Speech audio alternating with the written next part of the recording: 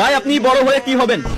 ভাই দেখেন, ছোটবেলায় সর্বপ্রথম জীবনে ছোটবেলা বলতে যখন ক্লাস 6 পড়ি, তখনই আমার মাথায় ধরছিল যে আমি ইঞ্জিনিয়ারিং নিয়ে পড়বো, ইঞ্জিনিয়ার হব।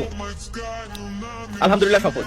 দেন ওই স্বপ্নের পাশাপাশি বড় হয়ে আমি কি হব, পাশাপাশি কি করব, এইটা নিয়ে যখন চিন্তা ভাবনা করা শুরু করি, তখন কোনো কিছু ভাবতে পারছিলাম না।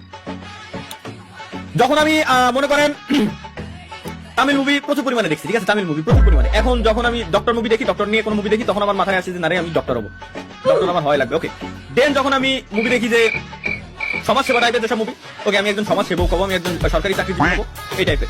ওকে, দেন যখন দেখি যে সরকারের নিয়ে কোনো মুভি, তখন আমার মাথায় আসে না রে, আমি মিনিস্টার টাইপের কোন একজন মানুষ হবো, যে ওই পদে যাবো, মানুষের সেবা করবো, উপকার করবো।